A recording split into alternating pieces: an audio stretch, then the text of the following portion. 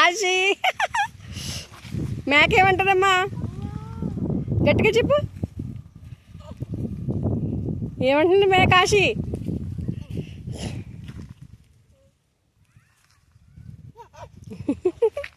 ఆశిబాబు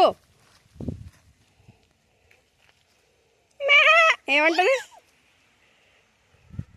ఆ జాంకే తిందది.